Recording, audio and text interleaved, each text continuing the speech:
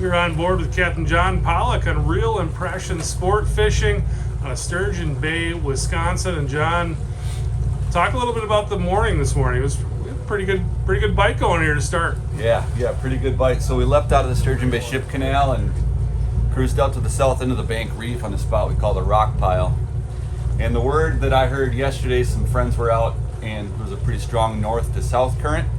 So they weren't getting any bites going south to north, but then last night the south wind kicked up and I think it canceled out that current, which we really wouldn't have known for sure without our Fish Hawk running. So that's been a blessing this morning. We got on the edge of the Bank Reef, fished about 90 feet of water, headed north right on that edge.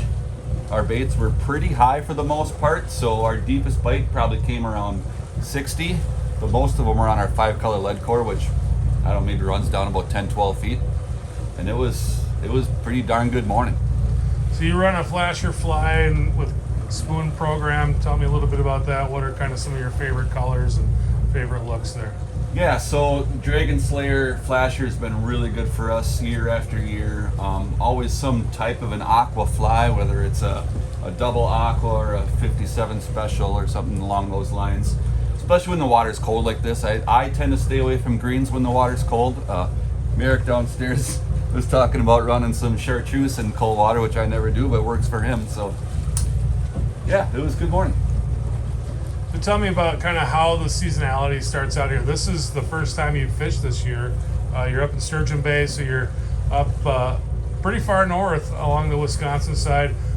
Tell me a little bit about the fish migration and kind of how this fishery sets up here. Yeah, so we definitely start in Sturgeon Bay, Door County area a few weeks later than most of our neighbors down in, let's say, Sheboygan, Manitowoc, or Port Washington. But it's worth the wait. I mean, they might get a lot of colors and stuff, which are fun and they're great eating, but these big kings, the big fight that they put on, I don't mind waiting a couple weeks for them. And they're here, like they're right in our normal spot, the Bank Reef that we fish all summer. We didn't really have to go out and search for them at all. It's our first day out. And I've had some friends out and it took a lot of the guesswork out of it. This Bank Reef just holds fish. I mean, it holds a lot of current, holds a lot of bait fish, and it's money. Yeah, we had lines in for maybe 5 minutes and rods were going. And yeah. When you have that happen on your first trip of the year, it's got to make you feel pretty good. Yeah, it's going to be a good season for sure. Yeah, tell me a little bit about how the season will progress now. I mean, you've been doing this for a while. What does your July, August look like?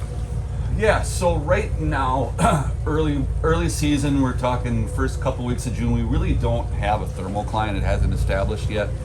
But in July and August, we definitely will. And we'll definitely rely on our Fish Hawk and our sonars to concentrate our baits somewhere around that thermocline. But in June, like right now, the water's cold from top to bottom, so we don't have to fish deep, which is nice. Easier to catch the fish, easier to give them a bite. Less tangles, things like that. But when you get into August, we definitely got to fish deeper. 100 feet, 150 feet down sometimes. Yeah, we had high lines going pretty early today. Yeah. Is that kind of the normal program for this time of year? Absolutely. Yep. Memorial Day into the third week of June, it's all high bites almost. And you get a nice mix of kings and steelhead too, and then we had one nice lake trout today, so you get a nice mix of fish when the water's cold. One of the other things I noticed is you have the X4 display. Yep. But you're running the lithium probe. Tell me about how the compatibility has worked for you and what's that been like for you? Well, it's really just zero effort. We popped off the old probe this morning, put the new lithium one on, and all you have to do is turn on the on switch. It's automatic. And that new probe is so sleek. Just a lot smaller, so less pullback on the downrigger ball. It's black, so if you look at all of our stuff, black downrigger balls, black dipsies, the probe is black, so that fit in right with our program right away. All one piece, there is no possibility to get water inside. Like with the old probe, it did happen once in a while, especially if you didn't have that rubber gasket just right. Once in a while you did get water in there. Lasts a long time on a charge. I'll fish 3 weeks and I go twice a day every day on one charge of that lithium probe. Pretty slick. Yeah, so we popped one on today because you donated one I did. to the bottom last fall, but you did run it all year last year. Yeah. So you were actually one of the first people to have one. Yep. When Very we happy. were sending them out to a couple of captains to try them out when we first built them. You were one of the first guys to have one out there, and really appreciate you doing that for us and testing it for us and getting out on the water. One of the things that happened this morning for this trip, I texted you last night and said, what time should I be at the marina? And you said 3:20. Yep. And I can tell you, that's the earliest I've ever met anyone at the marina. Talk a little bit about that and just kind of how your bite sets up for the day. Right, yeah. So we like to leave at 3:30. I get the people there at 3:20. We do have a Coast Guard spiel that we go through with safety and boat orientation. Get off the dock at 3:30. And we do have the Sturgeon Bay shipping canal to go through, which is all no wake. It adds about 10 minutes to our ride. So we want to make sure that we're out here and we have all of our lines set, 20 minutes, 30 minutes before the sun even comes up. This water here off Sturgeon Bay is so clear that those fish can see pretty well, even with the littlest bit of light. And even with the full moon, some guys fish out here all night long. So we got our line set. We're running 4 downriggers, 4 dipsies, and 4 planer boards with either 5 colors or 150 coppers. That's our setup for our dozen lines. And these fish are biting right away. It's dark and they're biting. Tell me a little bit about your boat. So this is a 1988 35-foot Viking. She's 20,000 pounds, dry and empty. So makes for a real stable ride out here on Lake Michigan when it can get a little choppy. People are real comfortable on it. A lot of places to hang out inside, all leather furniture, fully functional bathroom and kitchen, heating and air conditioning, and a nice big, what I like to call a dance floor there for fighting our fish. We're getting doubles and triples on like we were this morning. It really helps to have a lot of space. She's a fish killing machine. So this is a flybridge boat. You're seeing, I guess, fewer and fewer of those out there. Tell me about the difference in fishing a boat like this as a captain, from a captain's perspective, compared to something where you're going to be down on the deck. Sure. So driving from a flybridge just gives the captain a great perspective on, number one, is safety. I'm navigating that Sturgeon Bay shipping canal in the pitch black, sometimes pitch black and fog, and I can see that steel wall, or I can see the navigational beacons. I can keep an eye on all the lines. I can see 12 lines right here without even looking around. So getting that perspective, keeping an eye on customers, make sure they're all safe and behaving, and then docking the boat. I'm coming in sometimes in a 20 mile an hour wind, and being able to see where the first mate is, see where the dock is, and having that bird's eye view perspective is really, really beneficial, at least for me. Some people don't like flybridges, but I love them. Yeah, one of the cool things is when I jumped on and saw you climb up here, my first thought is, well, I guess John doesn't do a lot of fishing, but you're running your board lines from up here. So down below, you've got 4 riggers down there, and then you're running a couple of wire divers off of each side. But your board lines, you run them from up here. Yeah, so right here with 5 color, a 10 color, a 150 copper, and another 5 color. And we have our 2 300s down there. So we're running 6 boards right now, and 4 of them I can manage from up here. Yeah. And we don't fish from up here. I do hand them down to the people. Right. It just gets the line spread out. Yeah. Gives me something to do. Gives you something to do. Right. I like it. I think it's pretty cool. Absolutely. So tell me about our crew today. Who are we on the water with? So who we have today is Merrick Malach. He is the founder and director of the Blue Door Tournament Series. He's got a brown trout tournament and a king tournament. Brown trout in April and kings in late June. Got my son Easton, he's 17. This is his 5th year as first mate.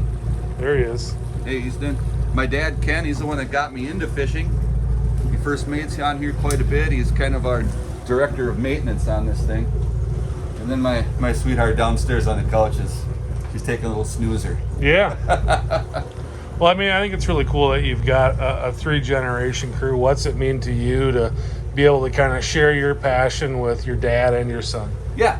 So Dad's always fished. He's fished since he was 4 or 5 years old. He's a Sturgeon Bay native. Grew up when we didn't have all the resorts and all the fancy restaurants and everything all over the place. So he instilled the love for fishing in me, but then I took it to the next step and developed it into a business and a successful charter out here off of Sturgeon Bay. Easton loves to first mate. It's up to him yet if he's going to carry on the business. I think he might have some other goals in mind, but that's perfectly fine with me. And we just all love it. We love coming out here and Only bad day is when you're not out on the lake. So one of the other things you do is you are involved in some fishing tournaments. Tell me a little bit about some of the competitive fishing you're doing out here. Yeah, I don't do a lot of tournaments. In the spring, we fish Merrick's tournament out of Kewanee.